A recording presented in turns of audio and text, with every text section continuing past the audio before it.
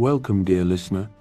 As you settle into this quiet space, perhaps wrapped in the soft comfort of your blankets, or simply resting gently in the stillness of the moment, tonight we will drift back in time to a world that hummed with a different rhythm, and allow a remarkable story to unfold around us, a story of quiet strength, of unwavering principle, and of a spirit that sought peace amidst much turmoil.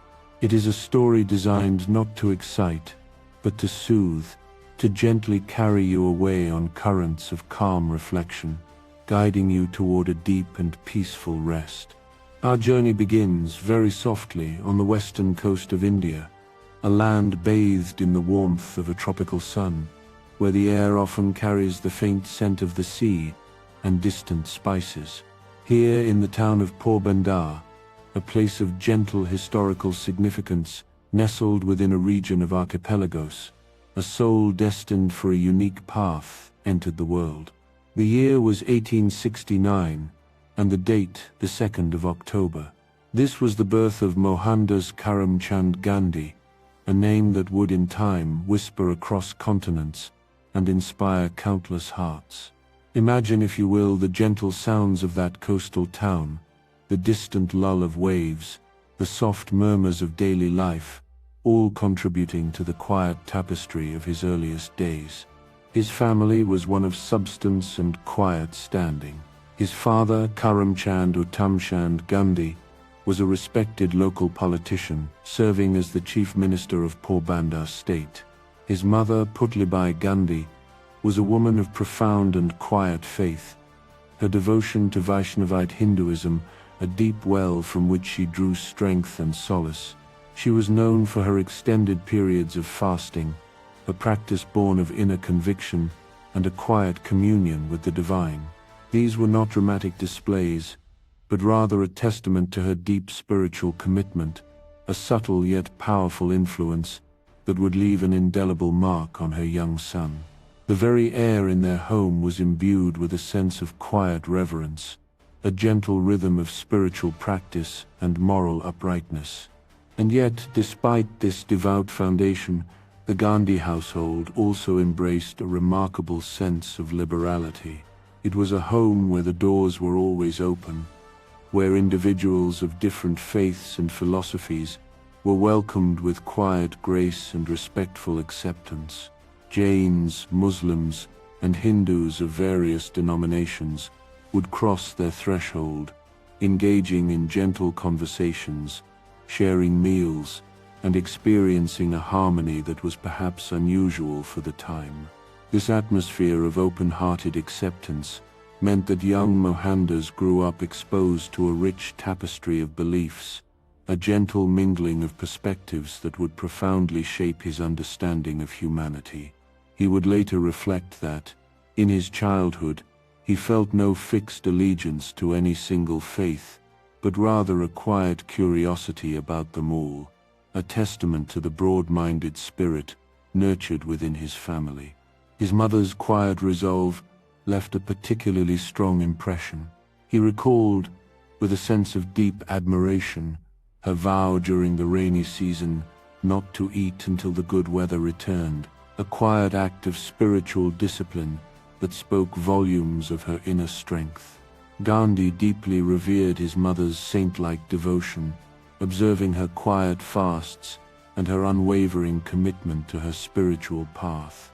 This silent example, this gentle yet firm adherence to personal truth, would later become a wellspring of inspiration for him, a quiet beacon guiding his own journey. He learned, perhaps subconsciously, the power of quiet determination, of inner fortitude, and of drawing strength from a deep, personal well of conviction. Karamchand and Pudlibai shared their lives and raised 4 children together.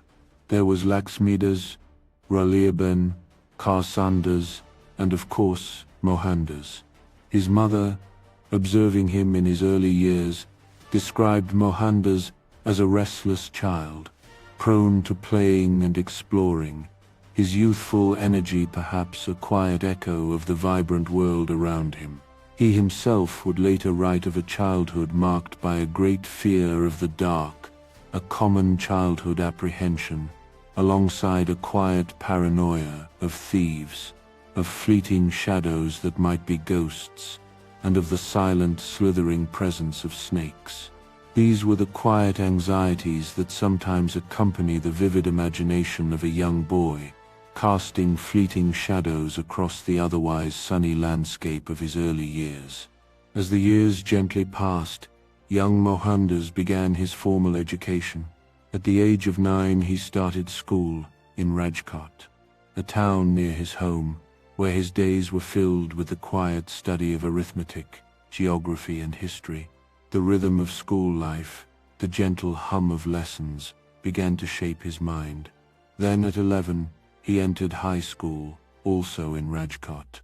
He was considered by most accounts to be an average student, a quiet observer rather than a boisterous participant. He didn't join in games with the same youthful abandon as others, preferring instead the quiet companionship of books, the gentle invitation to read and study, to delve into the worlds that words could conjure. This quiet inclination towards introspection and learning would prove to be a foundational aspect of his character, a precursor to a life dedicated to deep thought and quiet contemplation. In May of 1883, a significant turn in his life unfolded, as was the custom of the time. A marriage was arranged, and Mohandas, then just 13 years old, was wedded to Kasturbai Mukherjee Kapadia, who was 14.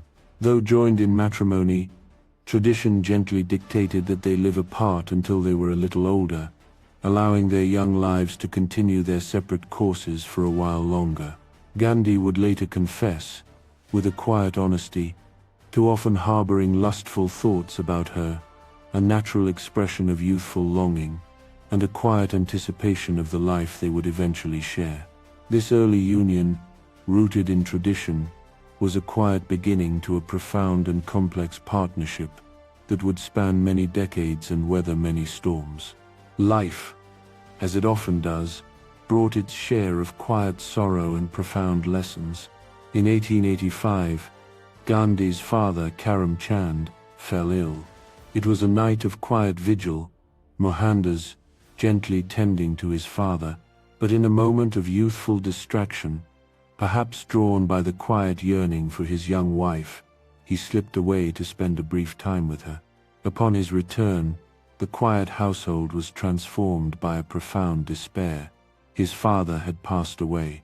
This sudden loss, coupled with the quiet guilt of having been absent, shook him terribly.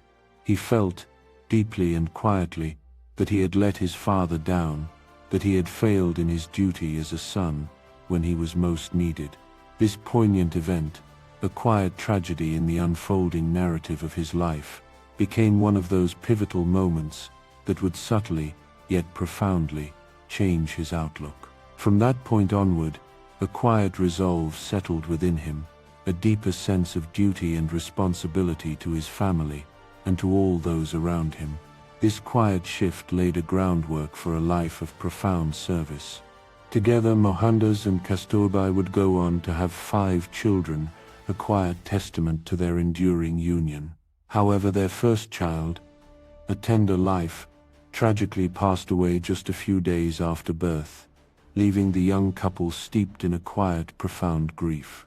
Yet, life, in its persistent, gentle flow, continued, and they were blessed with 4 more children, all sons, Harilal, Manalal, Ramdas, and Devadas. These quiet blessings brought much joy and many challenges to their growing family. As Mohandas matured, his path wound through educational pursuits. In 1887, he began studying at Samaldas College in Bhavanagar State, which was, at that time, the only institution offering degrees in that area. However, his time there was brief and somewhat unfocused. He found himself struggling to attend and follow lectures, perhaps a quiet indication that his true calling lay elsewhere, or that his mind was not yet fully settled on the path before him. This led to him leaving after only a single term, a decision that would doubtless have brought a quiet ripple of concern and annoyance to those closest to him, as obtaining an education was a precious and hard-won opportunity for lower middle-class Indians of that era. It was a moment of quiet uncertainty, a gentle pause before a new direction began to emerge. Following this quiet academic setback, the 16-year-old Gandhi, perhaps seeking a new horizon, resolved to travel to England. This aspiration was gently encouraged by a family friend, who saw in him the potential for a distinguished career abroad. As he quietly made preparations and awaited the necessary travel papers in Bombay, now modern-day Mumbai, he was met with quiet warnings from friends of his late father. They cautioned him that the Western lifestyle, with its temptations and unfamiliar customs, might lead him away from his cherished religious beliefs, a gentle apprehension about the changes that such a journey might bring. His mother, Putlibai, ever the woman of deep conviction, agreed to let him embark on this significant journey, but only under certain quiet conditions. She asked him to swear a solemn vow of celibacy and to promise not to touch wine or meat, a gentle safeguard for his spiritual and moral integrity in a foreign land.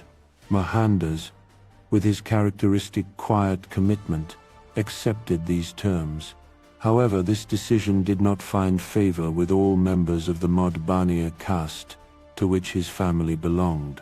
When he quietly stated his intention to sail for London regardless, he faced the profound and quiet consequence of being outcasted by his community, a significant social separation that must have weighed gently upon his young heart. Nevertheless, with a quiet determination, he left India for the first time, setting sail on the 4th of September, 1888, embarking on a journey that would subtly, yet powerfully, redefine his understanding of the world. To truly understand the backdrop against which Gandhi's life unfolded, we must quietly observe the broader historical currents of the time. India had been under British rule, known as the British Raj, since the late 1850s, a period that followed the momentous events of the Sepoy Mutiny. However, the gentle tendrils of British influence in the subcontinent stretched back much further, reaching into the days of the East India Company, which had gradually woven itself into the fabric of Indian life. By the 1700s, a fierce and quiet contest had begun among European powers, vying for control of the continent and its immense resources. The French and British, with their formidable naval and military might, soon came to control the largest portions of India, while the Dutch and Portuguese also maintained small colonial outposts, each casting a quiet shadow over pockets of the land. The ensuing struggles, though sometimes marked by military conflict, were also a quiet battle of diplomacy, trade and strategic maneuvering. The British, with their superior organization and sustained effort, eventually carried the day, establishing their dominance by the late 1700s, solidifying a presence that would quietly shape India for nearly 2 centuries. And so young Gandhi found himself in the sprawling, bustling metropolis of London, a place of quiet grandeur and immense complexity, vastly different from the familiar shores of Porbandar. Here he diligently studied law, a path he hoped would lead to a respectable career. Yet, in those initial days he often struggled to make an impression. He was by nature a shy young man, his quiet demeanor perhaps overshadowed by the vibrant confidence of his peers. The art of public speaking, essential for a lawyer, felt daunting. To overcome this, he quietly joined a public speaking practice group, a gentle step towards honing his voice and building his self-assurance. Through diligent effort, he gradually became more proficient in the English language, allowing his thoughts to flow with greater ease. He also learned the subtle nuances of Western ways, including the intricate etiquette demanded of gentlemen at the dinner table, navigating the quiet complexities of a new cultural landscape. London itself, with its imposing architecture and unfamiliar customs often presented a daunting face to the young man from India. He recalled a moment of quiet panic when he once entered a lift, mistaking it for a simple room, only to be startled as it began its gentle ascent. It was a small incident, perhaps, but one that underscored his initial feelings of being a stranger in a strange land. For a brief period, he attempted to live the life of a fashionable bachelor, embracing the quiet allure of Western sartorial choices and social graces. He took lessons in French and dancing, perhaps hoping to blend seamlessly into this new world. However, this endeavor was not truly aligned with his inner spirit. With a quiet realization, Gandhi soon abandoned these pursuits, choosing instead to settle into a seriously dedicated and notably frugal lifestyle, a path that resonated more deeply with his growing inclination towards simplicity and self-discipline. It was during this time, away from the familiar comforts of home and amidst the quiet solitude of his studies, that Gandhi developed a profound passion for the study of religious works. He dedicated immense periods of time to quietly immersing himself in sacred texts, allowing their wisdom to gently wash over him. He delved into the Bible, exploring its ancient narratives and profound teachings. He also turned his attention to the Vedas, the foundational scriptures of Hinduism, seeking to understand their timeless truths. He later reported, with a quiet honesty, that while the Old Testament, with its detailed laws and historical accounts, sometimes lulled him to sleep, the New Testament, and particularly the Sermon on the Mount, touched him deeply. In these passages, Jesus proclaimed blessings upon the meek, the peacemakers, and those who hungered for righteousness. This message of gentle strength, of radical compassion, resonated profoundly with something awakening within Gandhi, planting quiet seeds that would blossom into his philosophy of non-violence. Despite his natural shyness and the quiet challenges he faced, his diligent study bore fruit. In 1891, he was called to the bar, signifying his qualification as a barrister. This achievement brought with it a subtle but noticeable shift in his confidence. He slowly gained a quiet assurance and began to cultivate a small circle of friends, individuals who appreciated his contemplative nature. Yet, London was not to be his permanent home. Before long, he felt the gentle pull of his homeland and returned to India. Back on Indian soil, he attempted to establish his own legal practice, hoping to apply the knowledge he had so quietly acquired. However, he found the practicalities of cross-examining suspects and defendants a considerable challenge, perhaps too confrontational for his gentle disposition. The bustling, often aggressive world of the courtroom felt ill-suited to his quiet temperament. With a quiet sigh, he eventually resorted to returning to his hometown of Rajkot, where he earned a meager but welcome living by writing petitions. This work, though perhaps not the grand career he had envisioned, offered a quiet release from the petty and often uninspiring legal matters that had troubled him in the bigger cities. It was a time of gentle transition, a period of quiet reflection on his path forward. Then, in 1893, a new opportunity gently presented itself, a quiet invitation to another continent. A Muslim merchant with whom Gandhi had some connection offered him the chance to travel to South Africa. The merchant's distant cousin had a shipping business there and was in need of a lawyer who could navigate multiple languages, a skill Gandhi had quietly cultivated. He accepted this unexpected offer and once again left the shores of India, arriving in South Africa in the gentle warmth of spring, 1893. What he didn't know then was that this journey would stretch far beyond a simple contract. He would come to spend over 2 decades in this new land, and his experiences there would profoundly transform his views, not only on the British Empire, but on human nature itself. This period, perhaps more than any other, would quietly shape him into the figure history remembers, leaving an indelible, profound mark on his life and on the world. No sooner had he arrived in South Africa than Gandhi was subjected to the harsh realities of racial abuse and physical violence, experiences that cut deeply into his quiet sense of justice. On one occasion, a quiet journey by stagecoach turned into a harrowing ordeal. He was brutally beaten after refusing to sit on the floor of the coach, simply because he, an Indian, was not permitted to share the seating with the white passengers. The injustice of it, the quiet humiliation, must have resonated deeply.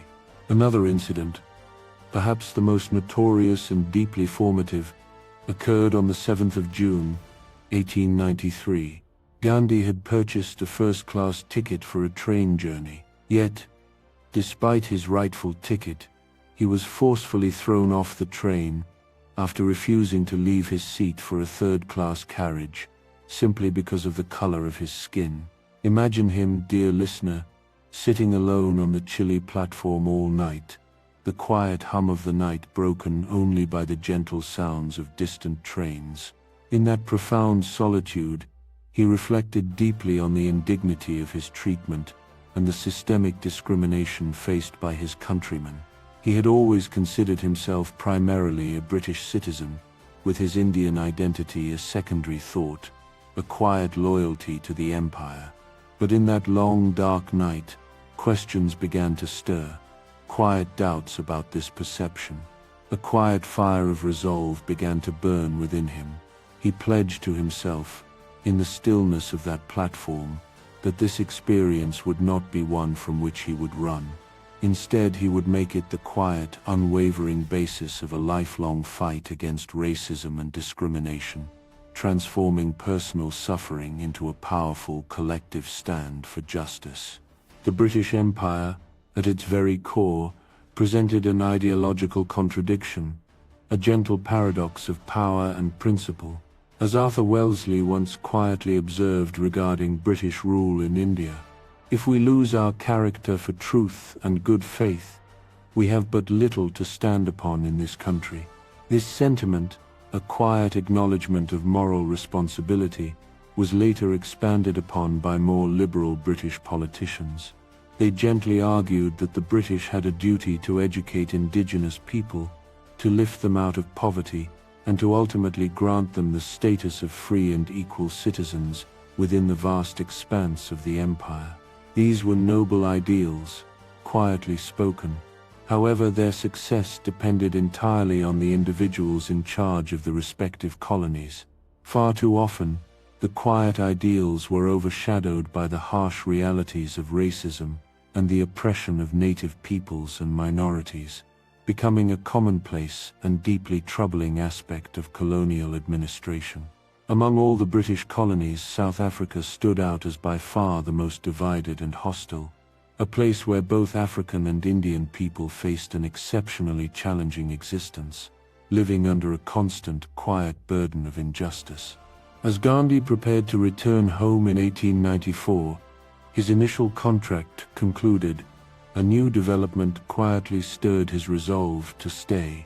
The Natal government proposed a new law that would deny Indians the right to vote. The Indian community by this stage had grown relatively numerous in the Transvaal and Natal states, their quiet presence an integral part of the local economy. Despite their numbers, this minority community had faced relentless discrimination. They were quietly denied the right to trade in certain areas, faced restrictions on where they could reside, and were hampered by limitations on immigration and citizenship. This new law, a blatant attempt to further marginalize them, enraged Gandhi. With a quiet determination, he decided to postpone his return to India and instead committed himself to helping establish the Natal Indian Congress. This organization would go on to become a powerful, quiet force, actively opposing the South African government's increasingly harsh legislation against Indian rights in the years that followed, laying the groundwork for organized, non-violent resistance. In his evolving philosophy, Gandhi firmly argued that any resistance to these new unjust laws should always remain non-violent. He believed with quiet conviction that inflicting harm on white individuals would achieve nothing but an escalation of oppression and would tragically portray Indians in a negative light, undermining their moral standing. More importantly, it would violate the core values that underpinned his deepest religious and ethical beliefs, a gentle yet firm adherence to the sanctity of life. Gandhi continued with his political activity, yet in these early years, he still regarded himself as a loyal citizen of the empire, rather than being fundamentally against it. Indeed, this was the quiet foundation of his argument, that Indians were, by virtue of a royal proclamation in 1858, citizens of the British Empire. As such, they deserved the same rights and freedoms as all other members of the Commonwealth, a gentle plea for equality within the existing structure. His campaign for justice initially took the quiet form of petitions, carefully drafted appeals to reason and conscience, and the dissemination of information through newspapers. These efforts culminated in the quiet launch of a journal in 1903, aptly named Indian Opinion. This publication worked hand in hand with the Natal Indian Congress and the Transvaal British Indian Association, both of which played crucial roles in coordinating Gandhi's political activities, lending a quiet, organized voice to the aspirations of the Indian community. His commitment to demonstrating Indian loyalty, even amidst injustice, found a poignant expression after the outbreak of the Boer War in 1900. With a quiet resolve, Gandhi formed a party of stretcher-bearers, named the Natal Indian Ambulance Corps. This act was not only driven by a desire to help the wounded, a natural extension of his compassionate spirit, but also to quietly dispel the widespread notion that Hindus were either unable or unwilling to be involved in the conflict. For Gandhi, actively fighting on behalf of the state, even in a non-combatant role, was a clear and quiet demonstration of his citizenship, a claim to equal rights through shared responsibility. This often involved Gandhi and his fellow stretcher-bearers carrying wounded soldiers for miles through rough, challenging terrain to the field hospitals, located behind the British lines, a quiet, arduous service. After the war had ended, Gandhi and his fellow Indians quietly organized a mass protest in Johannesburg, a powerful collective expression of their unwavering resolve. Throughout this time, Gandhi consistently urged Indians in South Africa to defy the new laws peacefully, to endure punishment without retaliation, especially in the face of violent aggression. He firmly believed that their quiet suffering, borne with dignity, would ultimately reveal the moral bankruptcy of the oppressor. His commitment to selfless service was demonstrated once again when he volunteered as a stretcher-bearer during a time when the British declared war on the Zulus after they had rebelled against excessive taxation. On one occasion, he attempted to help an injured Zulu on the battlefield, a simple act of compassion, but was gently yet firmly stopped by a British soldier. This conflict, marked by the brutal slaughter of thousands of Zulus, who were often mowed down by the hundreds by the technologically superior British forces, left a profound mark on Gandhi. The quiet idealism he once held for the empire began to crumble. Given this relentless ill-treatment of him and his fellow Indians by both the South African and British governments, and now confronted with the harrowing sight of native people being massacred by British forces, Gandhi began to wonder, deeply and quietly, if his naive and idealistic view of the empire had been fundamentally flawed. Despite the scale of his actions and the quiet courage he displayed, he recognized with a heavy heart that very little had truly changed the nature of everyday life for Indians in South Africa. The journey of his heart and mind was evolving, subtly but powerfully. Gandhi's lifestyle and his entire outlook had also dramatically changed over this period, a quiet transformation from within. He began to abandon the Western style and affectations he had acquired during his time in England, shedding them like an old skin. Instead, he embraced a life of profound simplicity, beginning to dress in simple homespun outfits, washing and cutting his own hair, each act a quiet statement of self-reliance and humility. A particularly significant moment in this personal evolution came in 1906, when he took a solemn vow of celibacy. This quiet, deeply personal decision, as he expressed it, allowed him to free himself to care for the whole of humanity as a family, broadening the scope of his love and dedication beyond the confines of individual relationships. Despite his growing political influence, Gandhi also experienced several profound personal problems, particularly concerning his family. Indeed, his relationship with his wife, Kastabai Mukherjee Kapadia, was already strained, weathering the quiet challenges of their shared journey. She had on more than one occasion quietly threatened to leave their marriage during the intense and demanding time they spent together in South Africa, a testament to the immense pressures they both faced. These were the quiet, unspoken struggles that often accompany lives dedicated to public service, the personal sacrifices made in the pursuit of a greater cause. Gandhi remained in South Africa for almost a decade after these profound personal and political transformations. During this time he established in 1906 the Phoenix Settlement, a quiet refuge. It was a farm where he could put into practice the values he so passionately preached, those of self-help, the inherent dignity of labor, and the profound wisdom of simplicity. This was a place where ideas could take root and grow, much like the crops in the fields. A few years later, in 1910, he became more deeply involved in a second farm, called Tolstoy Farm, a vision of communal living. Here, people of different races and religions could live together in quiet harmony, according to traditions usually seen in Hindu ashrams or temples. These settlements were not just places of residence, they were living laboratories for his evolving philosophy, quiet havens, where the ideals of peace and equality could be gently cultivated. It was during this deeply formative period that Gandhi began to shape and solidify his own unique political beliefs. He dedicated himself to quiet contemplation and writing, articulating his vision for a better world. His first major work, Hind Swaraj, or Indian Home Rule, was penned in 1909 during a quiet return voyage from England to South Africa. This seminal text laid out the core tenets of his philosophy. He followed this with two later works in the 1920s, which further explored his political experiences in South Africa, and an autobiographical work that gently encompassed a greater swathe of his remarkable life.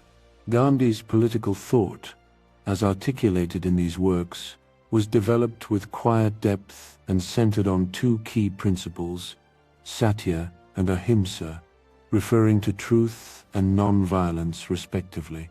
These principles, while refined by his unique experiences, built upon an ideology already deeply rooted in the ancient wisdom of Hinduism, a quiet echo of timeless truths.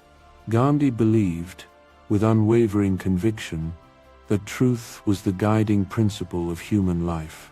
He felt that it demanded the utmost attention and devotion from any human being with the quiet desire to realize it, to truly grasp its essence. However, he also argued, with gentle wisdom, that the truth was understood subjectively. While one person might perceive truth in a different way from another, he maintained, violence against another person, because of these differences, prevented them from exercising their fundamental right to hold a different view of the truth, silencing the quiet whispers of individual understanding. This profound perspective was gently widened to encompass religions. Gandhi steadfastly maintained that all faiths were simply different ideas, different paths, exercised in the pursuit of the same ultimate truth. This gentle understanding led him to believe that all religions possessed equal validity and worth to their members, fostering a spirit of quiet reverence for the diversity of human spiritual experience. Indeed, Gandhi was inspired throughout his life by Christian ideas, finding particular resonance in those expressed by Jesus during his Sermon on the Mount, with its quiet teachings of love, forgiveness, and turning the other cheek. The defense of the interests of the weak against those of the mighty, therefore, had to be conducted in a non-violent manner. Such was the quiet, unwavering basis of Gandhi's insistence on non-violence, even when applied to the most pressing struggle of his time, the anti-colonial movement, a path of gentle yet firm resistance. In 1914, with his philosophy firmly rooted and his commitment to non-violence unwavering, Gandhi traveled back to India with his wife via London. This stopover in the British capital, a place that held both old memories and new challenges, coincided with the quiet, unsettling outbreak of the First World War. This particular period proved to be an unpleasant one for Gandhi.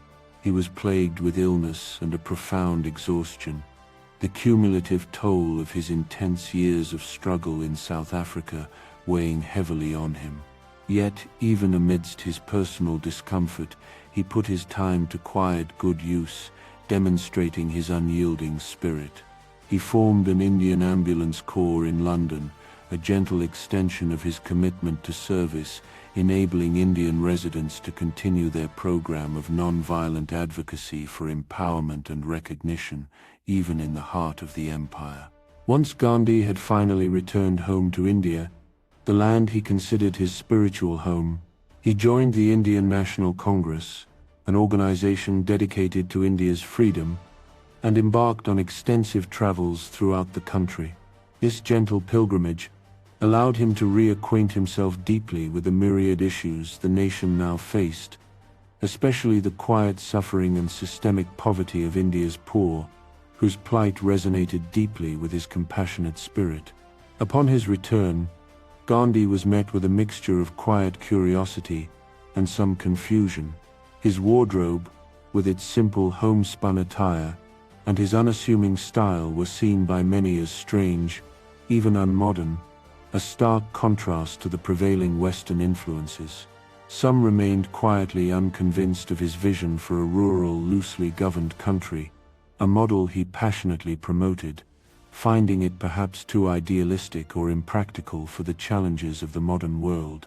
Jawaharlal Nehru, a prominent figure in the nationalist movement, famously criticized Gandhi's theories as the Mahatma's fads, while many members of the Indian National Congress generally considered his actions to be a quiet distraction from the more immediate and pressing task of reforming the state, and ultimately, ending colonial rule.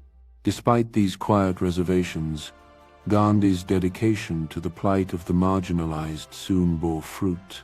In 1917, he became acutely aware of the quiet suffering of peasants in the Champaran district of northern India.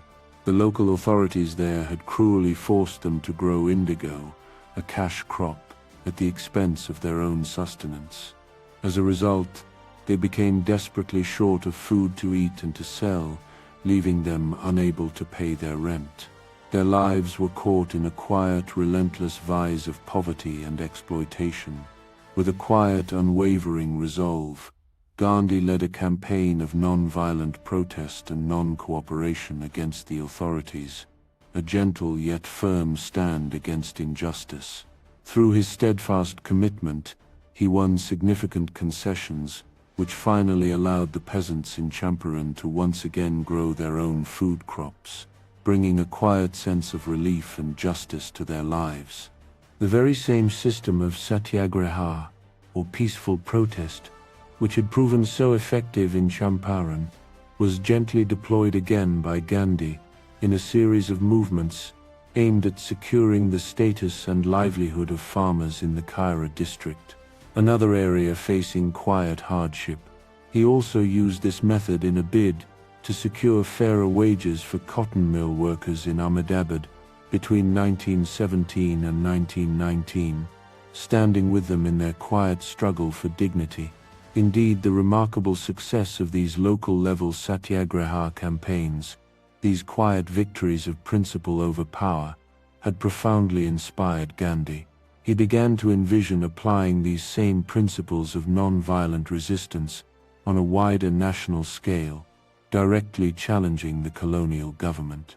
A compelling opportunity for such a widespread movement quietly presented itself at the beginning of 1919. Interestingly, a year earlier, Gandhi had taken part in the British-led campaign to recruit Indian soldiers to fight in World War I. This involvement has since caused many historians to quietly question his absolute dedication to non-violence, and it remains a point hotly debated to this day, a subtle complexity in his otherwise unwavering commitment to peace. It serves as a quiet reminder that even the most principled lives can contain moments of intricate decision-making, where the path forward is not always clear. Then, on the 18th of March 1919, a new shadow fell. The Imperial Legislative Council in Delhi passed the Rowlatt Act, another so-called Black Act. This deeply unpopular legislation was enacted against the unified political opinion of Indian legislatures and politicians, a quiet disregard for their collective voice. It extended, for an indefinite period, the British Raj's power to arrest and detain anyone deemed to be engaging in revolutionary or anarchical activity. The Rowlatt Act, in effect, had removed the usual controls normally applied to law enforcement agencies, authorizing them to operate outside conventional judicial boundaries, all in response to a perceived, but often exaggerated, threat of terrorism. It was a quiet tightening of the chains, a further erosion of civil liberties. Gandhi, however, had found his method. He had been profoundly inspired by the satyagraha policy used in the local protests against the order to grow indigo, witnessing firsthand its quiet power. He now wished to apply the same principle of non-violent, passive political resistance in his fight against the newly enacted Black Act, believing it could peacefully dismantle injustice on a grander scale. Gandhi first quietly warned the government against passing the act, his gentle counsel falling on deaf ears. In return, they warned him not to enter the city of Delhi, or he would face arrest, a direct challenge to his authority. Gandhi, with a quiet and unwavering resolve, defied the order. He was promptly arrested, an act that tragically resulted in widespread rioting and unrest throughout India, a testament to the simmering tensions. His initial protest, however, failed to achieve its immediate goal, a quiet consequence of his relatively small membership base and a nascent lack of widespread political organization. Gandhi would later reflect, with quiet humility, that it was a Himalayan miscalculations to presume that the Indian population as a whole was ready for the profound form of protest he had so carefully developed on a local scale. The quiet patience and discipline required for widespread satyagraha were not yet universally understood or embraced.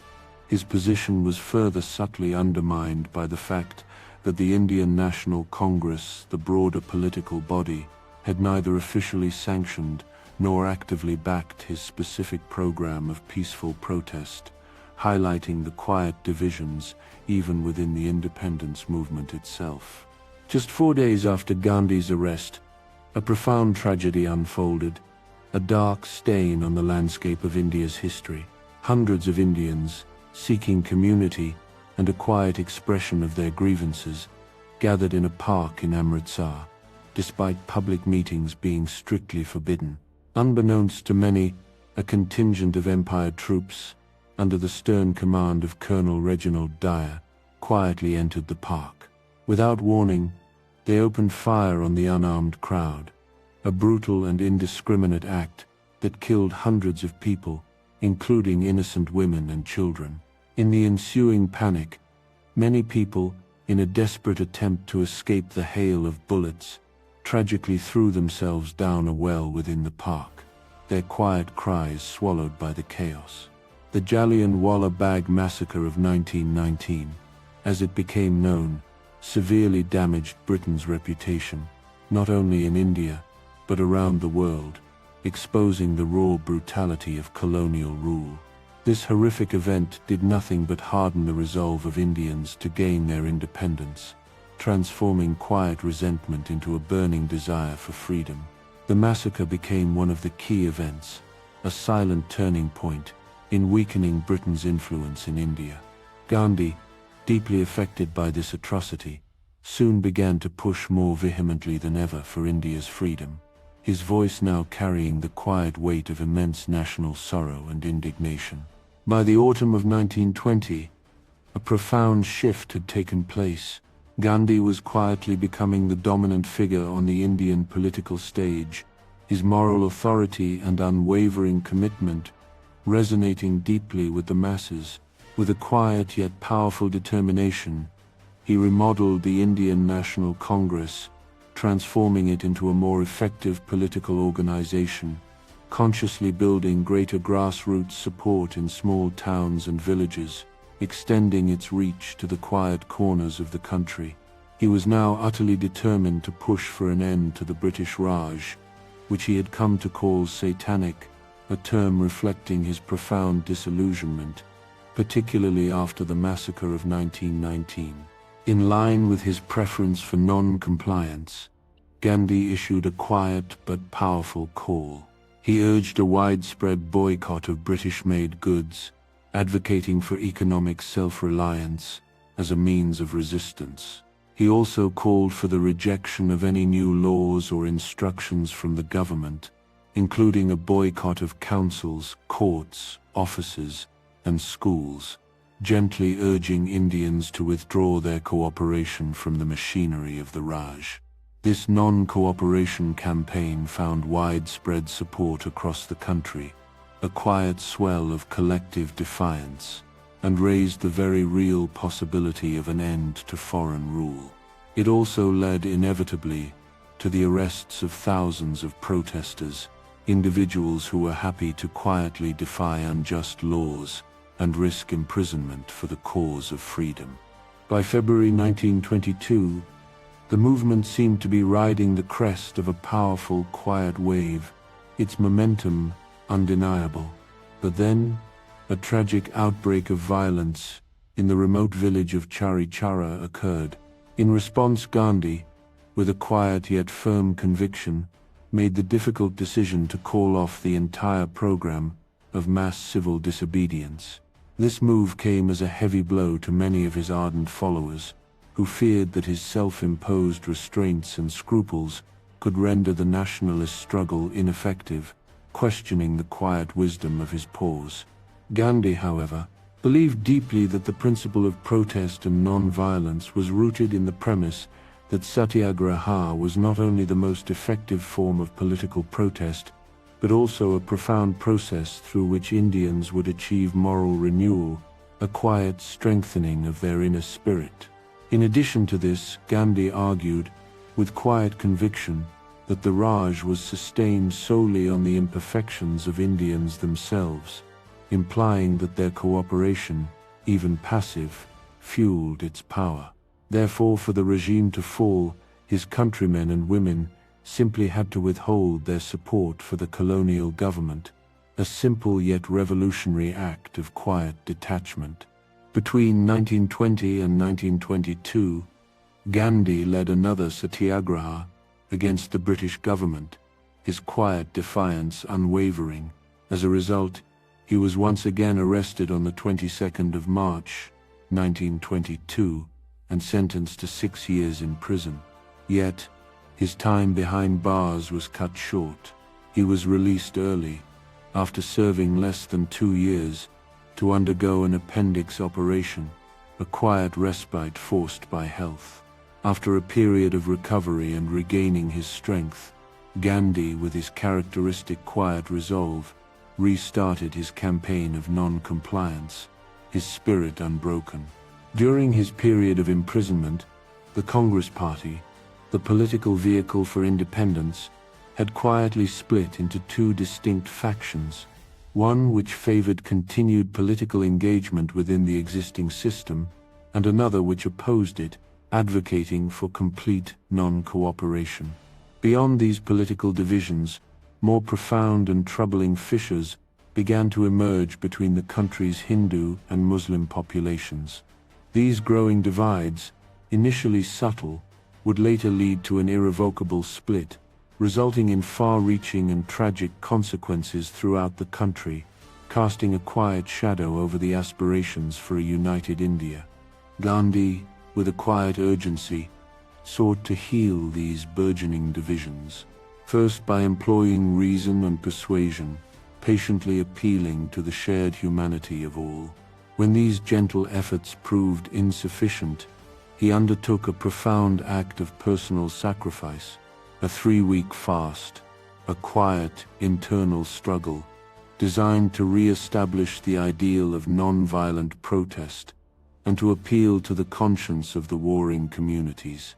By December 1924, he had been named president of the Congress Party, a testament to his enduring moral authority. However, for much of the 1920s, he was largely regarded as a spent force, his influence quietly waning as the political landscape shifted and new voices emerged. Yet, destiny had more in store for the Mahatma. In 1927, a new spark ignited the independence movement. The British set up a constitution. The response came, but not as anticipated. Instead, on the 12th of March, Gandhi, then aged 60, embarked on what would become one of his most iconic acts of defiance, the Salt March. This satyagraha was a powerful, quiet opposition to the British-imposed tax on salt, a seemingly mundane commodity, but one that affected the poorest in the community most profoundly, as it was essential for life and was taxed oppressively. Gandhi, with a small band of followers, began a long, deliberate walk of 250 miles from Ahmedabad to Dandi, on the Arabian coast.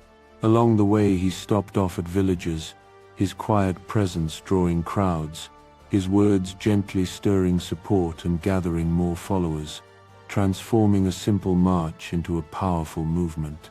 Upon his arrival at the sea, Gandhi performed a symbolic act.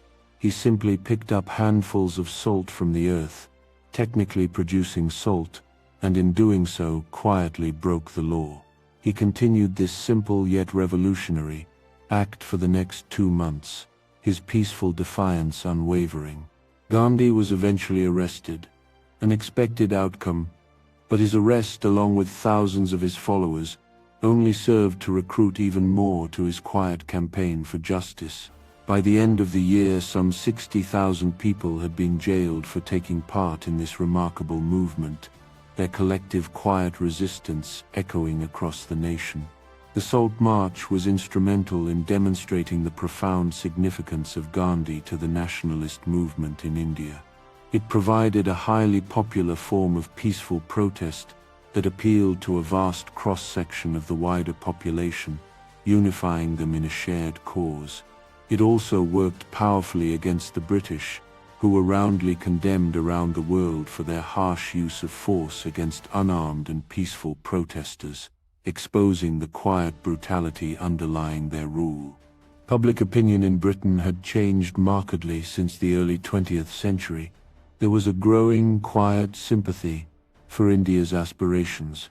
In the early 1930s, the British government, acknowledging the shifting sentiments, agreed to start round-table discussions with Indian representatives regarding reforms to the governance of India. Gandhi, recognized now as a global figure of quiet moral authority, traveled to Britain in 1931 to attend one of these round-table conferences. While the conference itself failed to make any substantive progress on the complex issues at hand, Gandhi's presence was undeniably a public relations success, casting a quiet, positive light on the Indian cause. During his stay in London, he chose to reside in the East End, then as now one of the poorest parts of the city. Here he observed with quiet empathy that many people were living in conditions comparable to, or even worse than, many Indian peasants, a sobering realization of shared hardship He also traveled to northern England, to the industrial cities, where he quietly experienced for himself the challenging conditions in which British working-class people of the time lived. He had been invited specifically to witness the hardships suffered by workers in the textile industry, an industry that had been decimated by Gandhi's call for a boycott of British goods, a direct consequence of his economic non-cooperation. Trouble had been expected, with some anticipating resentment, but to his quiet surprise, Gandhi received a warm and welcoming reception from the local workers. They perceived his sympathies as genuinely being with the workers, not with the mill owners or the colonial establishment. Gandhi's trip to Britain, far from alienating the public, greatly endeared him to the hearts of the British population. Gandhi himself was deeply touched by the warm welcome he received in Britain and the quiet kindness of the people he met, creating a bridge of understanding that transcended political divides. To many within the British ruling classes, including formidable figures like Winston Churchill, Gandhi was regarded as a dangerous and subversive rebel, his quiet defiance a profound threat to the established order. But the majority of the British population, touched by his sincerity and moved by the unfolding narrative of injustice, increasingly sympathized with his mission and with the quiet suffering of Indians under the British Raj. This swell of public opinion in Britain would become one of the major factors in the eventual British government granting independence, a testament to the power of a quiet collective shift in consciousness. At this time, however, a new and ominous global shadow was lengthening. Germany and Japan were becoming an increasing threat to world peace, and with the quiet outbreak of World War II, Indian troops were once again needed to help fight the Germans in North Africa and the Japanese in the Far East. Gandhi, now fundamentally changed by his South African experiences and his deepening philosophy of non-violence, was strongly against India providing any assistance to Britain in this conflict. This stance contrasted sharply with his earlier actions in the First World War, where he had aided the recruitment of Indian troops for the British. His campaign against participation in the war was largely a failure. However, with nearly 2.5 million Indians voluntarily joining the British Army during the conflict, driven by a complex mix of loyalty, economic necessity, and a desire to fight fascism. Despite this, the Second World War effectively unified the Indian National Congress in their opposition to the Raj. Many representatives were outraged that the British government was unwilling to make any meaningful constitutional changes to a land that, by virtue of its subjugation under the British, was just as at risk from attack and occupation by the Axis powers as Britain itself was. Gandhi's opposition to helping Britain was based on a powerful, quiet argument. It was morally wrong for Indians to fight for Britain and its war to save Western liberty, when liberty and freedom were denied to Indians themselves within their own homeland. This was the great contradiction and inherent weakness of the British Empire, that the country claimed to be a beacon of freedom and liberty, while on the other hand, it systematically denied freedom and liberty to its citizens throughout the empire, particularly those of color. This profound paradox was the quiet key to Gandhi's entire argument against British rule, a fundamental moral flaw that he ceaselessly yet peacefully highlighted. By 1942, the global conflict had intensified. Japan had made significant gains in Southeast Asia, and Britain, America, and China were all keen to encourage India's full cooperation in the war effort, recognizing its strategic importance. In April of that year, Sir Stafford Cripps, a member of the British War Cabinet, was sent to India to discuss possible self-government for the country in all aspects other than defense. It was a gesture, perhaps, but his mission ultimately failed, and further discussion was quietly postponed until after the war, a delay that fueled further frustration. Some historians quietly believe that Cripps' mission was merely an appeasement to Chinese and American concerns, about the increasingly untenable nature of British imperialism, rather than a genuine offer of substantial change. Gandhi seized on the failure of the Cripps mission with a quiet, decisive resolve. He called for the voluntary withdrawal of the British from India, a demand that quickly developed into the powerful Quit India movement. On the 8th of August 1942, he made his famous Do or Die speech in Bombay, now called Mumbai, calling for determined but passive resistance, a non-violent fight for Indian independence. Gandhi realized that this was a risky move, a quiet gamble in a high-stakes game. Tensions amongst the population and the colonial administration had run high since the beginning of the war, and the ever more potent threat of a Japanese invasion had increased this to new, unbearable highs. Gandhi was once again arrested, along with all members of the Congress High Command, in a series of quiet dawn raids in August 1942. A massive crackdown followed, with 60,000 Indians imprisoned in an effort to subvert the war effort. But this harsh move simply pushed support for Congress and its aims underground, like a deep, quiet river flowing beneath the surface. In June 1945, with the war nearing its end, the British Viceroy, Field Marshal Lord Wavell, convened a political conference in Simla. This gathering was an effort to bridge the significant gulf that had opened up between the Congress Party, representing largely Hindu interests, and the Muslim League, led by the astute Ali Jinnah, who now firmly desired a separate Muslim state from the rest of the country. London's primary concern at this point was how to build a quiet consensus between these two increasingly divergent sides, to allow the British Raj to withdraw as expeditiously and peacefully as possible. Elections were held in the winter of 1945 and early 1946, which dramatically highlighted the growing divide. The Muslim League, with a quiet surge of support, won all 30 seats reserved for Muslims in the Central Legislative Council, significantly weakening Congress's argument that it spoke for the entire population of British India. The voices of separation were growing louder. In 1946, the British government proposed creating a federal India with large amounts of autonomy for its three constituent parts, a complex attempt to accommodate the Muslim majorities in both the east and west of the country.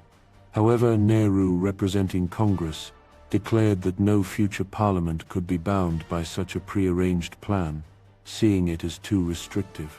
Jinnah, interpreting this as a rejection of the compromise, promptly called on Muslims to take direct action, a fateful decision that ignited a bloody civil war, shattering the quiet hopes for a peaceful transition.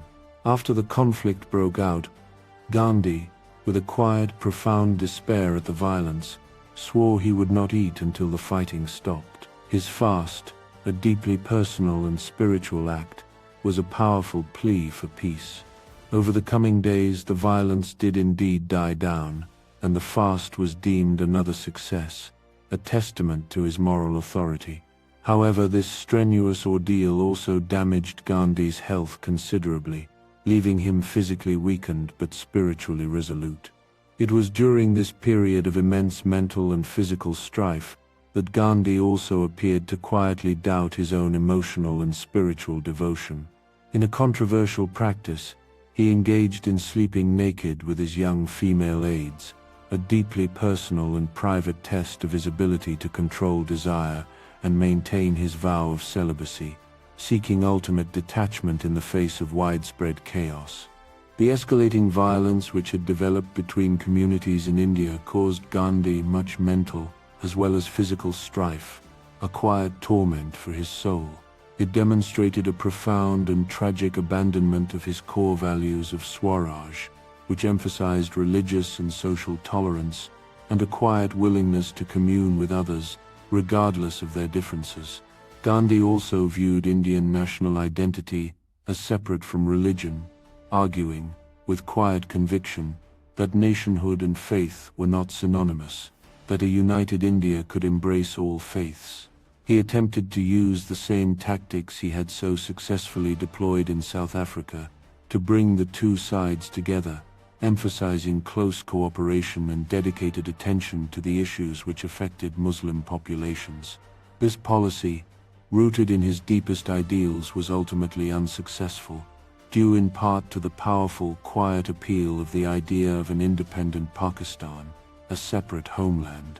The division between the two religions, tragically, was further increased because of the violence, pushing communities apart to a point where peaceful coexistence in many areas seemed largely impossible. In March 1947, Lord Mountbatten was dispatched to India, becoming its last viceroy. His brief was clear: to hand over control to responsible hands by no later than 1948, ushering in the end of the Raj. Finding the situation on the ground too dangerous, too volatile for a unified India, he opted, with a quiet but firm decision, for partition. Gandhi alone, still clinging to his vision of a united India, refused to reconcile himself to the idea. He passionately urged Mountbatten to offer Jinnah the premiership of a united India, a final desperate plea for unity.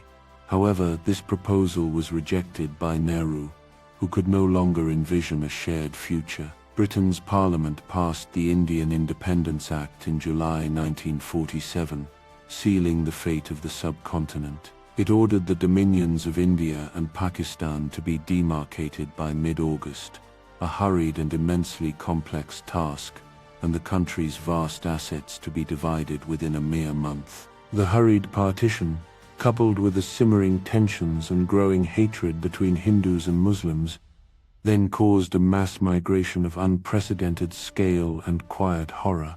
Over 10 million people, uprooting their lives, left their homes and crossed the newly drawn borders, moving to and from India, seeking safety and belonging.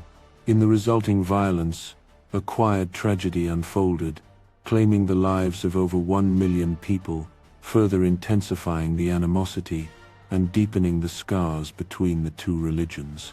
Gandhi's final fast, perceived by many Hindus to be in support of Muslims, despite the violence and growing hatred directed towards them by his own community, enraged many people.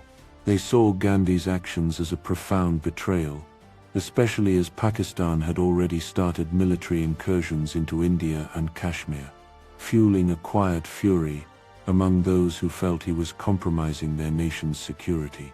Some even pledged, with quiet desperation, to kill Gandhi for what they perceived as his unwavering support for Pakistan, and for his continuing kindness towards Muslims in general, failing to grasp the universal nature of his compassion. In his final days, Gandhi never allowed himself to be guarded or to have a security detail. He would often appear in public with only a few close, unarmed followers, a testament to his unwavering faith in humanity and his deep commitment to non-violence, which ironically made him an easy target for any would-be assassin. Gandhi, with a quiet serenity, saw death not as a disaster but rather as something which would signify the profound importance of his lifelong quest for truth, a final, ultimate sacrifice. On the 30th of January, 1948, as he was walking quietly through the serene gardens of Birla House in Delhi, where he would lead daily prayer meetings, a moment of tragic finality unfolded. He was approached by a lone gunman, Nathuram Godse, who in a chilling gesture bowed before him and then fired 3 shots into his chest. Gandhi crumpled to the ground, his final words whispered softly, "He Ram," signifying the name of God which he had been taught as a child, a gentle return to his earliest spiritual roots. He was carried quickly into Birla House, but a short time afterwards, Mohandas Karamchand Gandhi died of his wounds, bringing a quiet, profound end to a life dedicated to peace. Godse, in a cruel twist of irony, had held Gandhi responsible for the partition of India. Despite the fact that Gandhi had worked tirelessly in the last months of his life to maintain order and unity amongst the Indian population, his quiet efforts, tragically misunderstood. The very next day, Nehru, India's first Prime Minister, gave a solemn nationwide radio broadcast, in which he famously said that the light had gone out of our lives, and there is darkness everywhere. Words that echoed the profound grief felt across the new nation. The following morning, Gandhi's body, respectfully covered with a profusion of flowers and petals, was carried from Birla House to Rajghat, where he was to be cremated in the traditional Hindu fashion, a quiet ritual of passage. Before his cremation, many members of the Indian National Congress flocked to see the body in a show of silent mourning, their grief palpable, joined later by Lord Mountbatten. The route of his funeral procession was lined by over 2 million people, a quiet, immense tide of humanity, making it perhaps the largest funeral in history. They had gathered to watch the cremation of a man who had led millions to resist, in a peaceful manner, colonialism and oppression all over the world, his quiet influence reaching far beyond India's borders.